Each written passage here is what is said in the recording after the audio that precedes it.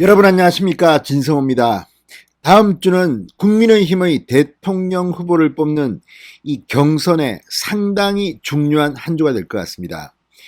자, 25일 날 이 대통령 후보 13명이 모두 참석하는 비전 토론회, 비전 발표회가 있습니다. 토론은 없습니다. 발표합니다. 비전을 일방적으로 발표하는 행사가 열립니다.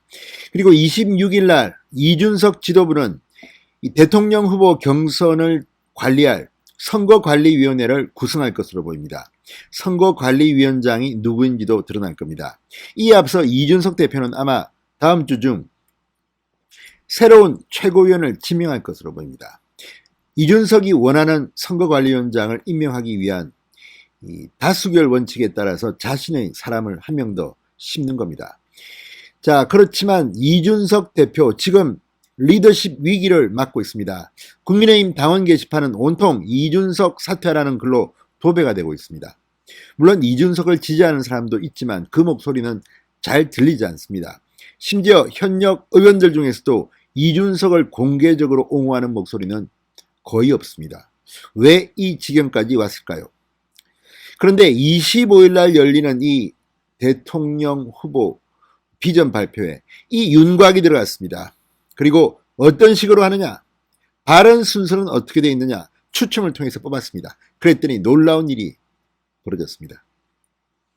또 TV조선이 윤석열 전 검찰총장이 캠프에서 했다는 발언을 소개했는데 상당히 충격적입니다.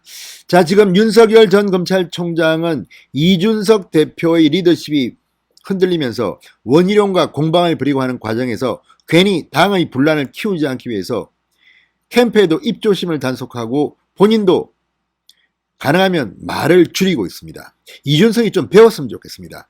그런데 오늘 이준석 대표가 또 MBC 라디오에 나와서 경선 버스에 누가 페인트 칠을 하고 좌석을 부숴버리고 운전대를 뽑아버렸다 이런 발언을 하면서 또 당내 총질을 시작했습니다. 왜 갈등이 봉합되는 순간 당대표가 또 이런 발언을 해서 풍파를 일으키는지는 모르겠습니다. 이런 모든 상황에 대해서 윤석열은 침묵하고 있습니다. 자, 윤석열 전 총장 25일 비전 발표에 참석하겠다고 했습니다. 어떤 발언을 할까요? 아마 난리가 날 겁니다. 그럴 가능성이 높아졌습니다. 진성호의 직설 시작합니다. 방송에 앞서 아직 진성호 방송의 구독자가 아니신 분들은 붉은색 구독 버튼 눌러주십시오. 더 좋은 방송으로 보답하겠습니다. 자, 25일 열릴 국민의힘 대통령 예비 후보들의 비전 발표회. 자, 국민약속 비전 발표라는 이름으로 개최됩니다. 국민의힘 경선준비위원회는 출마가 예상되는 13명의 경선 예비 후보자 전원을 모아 1인당 7분 동안 자유롭게 자신의 비전을 밝히는 발표회를 국민의힘 당사에서 진행한다고 밝혔습니다. 후보자 간의 질의응답은 없습니다. 자, 앞서 윤석열 전 총장의 발표에 참석 여부를 놓고 설왕설래가 있었습니다. 그러나 윤석열 전 총장은 20일 비전 발표회가 원칙에 부합하지 않는다는 그런 입장임에도 불구하고 정권 교체를 이루라는 목소리를 받아들여 당 화합의 차원에서 참석하겠다고 공개했습니다. 자, 이 후보 측 대리인들이 추첨을 통해서 발표 순서를 정했습니다. 되게 재밌습니다. 어떨까요? 자, 가장 먼저 비전 발표를 하는 사람은 장성민 전 의원입니다. 그리고 안상수, 박찬주, 장기표 4명이 합니다. 지금 장성민 전 의원은 입당한 지 얼마 안 됩니다. 그리고 인지도나 지지율이 거의 나오지 않습니다. 그렇지만 상당히 중요한 사람입니다. 일단 DJ의 핵심 참모였고 호남으로 외연을 확대하는 데 있어서 장성민의 역할은 중요할 수 있습니다. TV조선의 시사탱크 진행자로도 잘 알려져 있습니다. 문재인 대통령 비판에는 정말 일가견이 있습니다. 자, 그 장성민, 그 다음 안상수 전 인천시장, 박찬주 전 장군입니다. 자, 그리고 장기표 선생, 장기표 선생도 상당히 중요합니다. 진보운동 사실 원로 중에 원로입니다. 그리고 문재인 대통령을 비판해온 정말 존경받을 만한 그런 인물입니다. 자, 그런데 이렇게 1, 2, 3, 4번이 장성민, 안상수, 박찬주, 장기표 지지율은 거의 나오지 않고 일단 국민들로부터 대통령 후보로는 그렇게 인상 깊은 그런 사람들은 아닙니다. 그렇지만 다 한 일가를 이룬 사람들입니다. 그 다음이 5번이 윤석열입니다.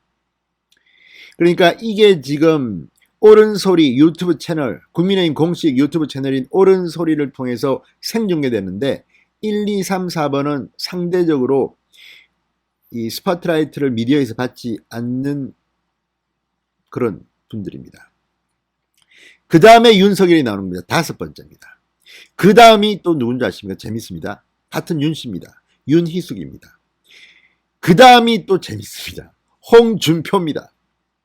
그 다음이 황교안, 박진, 원희룡, 하태경, 최재형, 유승민 예비후보 순입니다.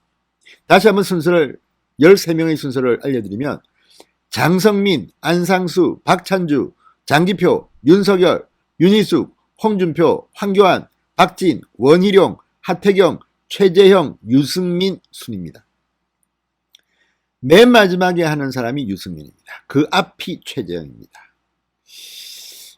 자, 이런 유튜브 생중계 때 4명은 어쨌든 국민의 관심은 그렇게 높지 않은, 뭐 그분들한테 좀 죄송하지만 지지율 보면 그렇습니다. 그렇지만 다 훌륭한 분들입니다. 그 다음에 윤석열이 가장 먼저 사실상 주요 후보 중에는 윤석열이 가장 먼저 마이크를 잡습니다. 그 다음이 윤희숙, 홍준표, 황교안, 박진, 원희룡, 하태경, 최재형, 유승민 순입니다. 자, 어쨌든 이 행사는 코로나19 방역 지침을 준수하기 위해서 비대면으로 진행됩니다. 비대면입니다. 그리고 후보자들 간의 질의응답 없습니다. 자, 어쨌든 이걸 보면 상당히 관심은 올 수 있습니다. 그렇지만 과연 얼마나 많은 국민들이 이 유튜브 생중계를 볼지는 모르겠습니다. 자, 이와 관련해서 이준석 대표가 오늘 MBC 라디오에 나와서 이런 말을 했습니다. 자, 후보 토론회 원래는 18일, 25일 이틀 동안 후보 토론회를 할 생각이었습니다. 근데 13명이 어떻게 토론회를 합니까? 그럼 전부 다 윤석열한테만 질문하겠네요. 그게 취소됐습니다. 서병수 경선준비위원장은 사퇴했습니다. 그리고 25일은 비전 발표회로 바뀌었습니다. 여기에 대해서 이준석 대표는 불만을 토로했습니다. 오늘 MBC 라디오에서 토론회는 박진 의원 등 주목을 받지 못한 후보들이 경선준비위원회 요청에 추진된 것으로 안다. 토론회가 비전 발표회로 바뀌면 누구에게 유리하고 누구에게 불리한가? 나는 토론회에 관심도 없었다. 특정 캠프가 비전 발표회에 반발하니 경준이가 열받았고 캠프는 이준석이 한 게 아니구나 하고 알면서도 이준석이나 때리자 해서 제게 뭐라고 한 것이다. 이런 말을 왜 당대표가 굳이 하는지는 모르겠습니다. 다 결정 난 건데. 이걸 보면 이준석은 참으로 뒤끝이 있다. 그리고 또 하나, 당대표라기보다는 그냥 정치평론가로 남는 게 좋겠다. 이런 생각도 듭니다. 자, 그리고 경준위원장에서 물러난 서병수 의원을 두고는 지금 중립성 논란이 됐습니다. 저를 유승민계라고 공격하는데 서 의원은 박근혜 전 대통령 석방을 주장해 유승민계가 될 수는 없는 분이다. 어느 분을 모셔야 불공정 논란을 피하나 이렇게 말했습니다. 지금 이준석의 발언은 이 서병수는 친박이기 때문에 유승민계가 아니다. 지금 그런 얘기 한 게 아니지 않습니까? 이준석 대표의 최측근이 누굽니까? 당대표 이준석 대표 비서실장이 서범수 의원입니다. 친형이 서병수 전 경선준비위원장입니다. 이런 인사가 공정하다고 생각하는지 묻고 싶습니다. 자, 어쨌든 서병수 전 위원장조차도 경준위원장에서 물러나면서 이준석 대표를 비판했습니다. 이준석 대표는 우리 당의 상징이지만 잘못한 것이 많다고 본다.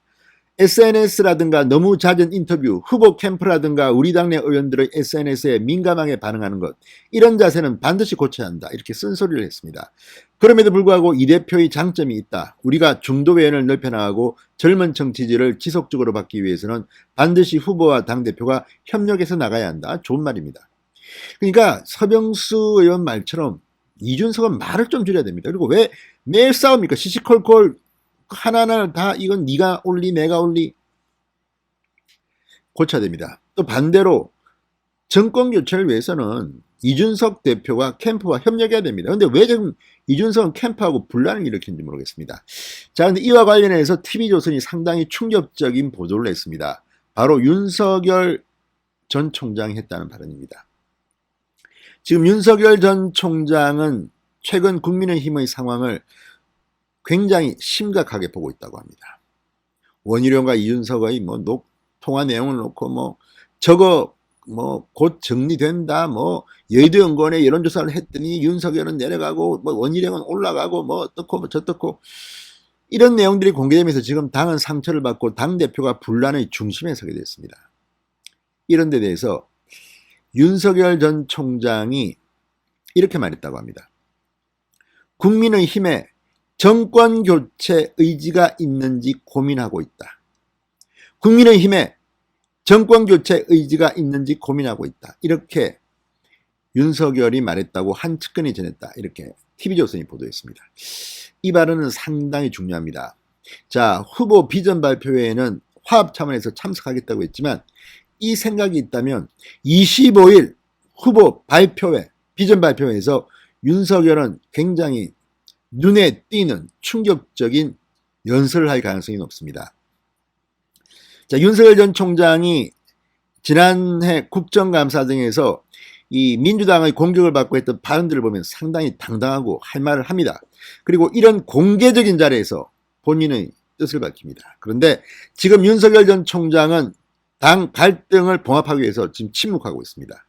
참았다가 25일날 발표할 겁니다. 서병수 전 경선위원장은 이런 말도 했습니다. 이 비전 발표에는 13명의 예비 후보들 꼭 참석하라는 게 아니다. 참석 안 해도 된다. 이거는 필수사항이 아니라 선택사항이라는 겁니다. 그럼에도 불구하고 윤석열은 참석합니다. 그리고 아마 이 자리에서 비전 발표에는 무슨 정책 시시콜콜하게 7분 동안 뭘 얼마나 말하겠습니까? 또 홍준표 의원은 윤석열, 최재형 까겠지요. 이런 가운데 윤석열도 비판의 목소리, 국민의힘에 과연 정권교체의 의지가 있는지 한방 날릴 것 같다는 생각이 듭니다. 그래서 25일 토론회 5번째입니다. 윤석열은. 그 앞에 장성민, 박찬주, 장기표 이런 분들, 안상수 이런 분들이 합니다. 윤석열이 입을 열면 아마 25일 비전 발표에 뒤집혀질 것 같습니다. 진성호의 직설이었습니다. 여러분 감사합니다.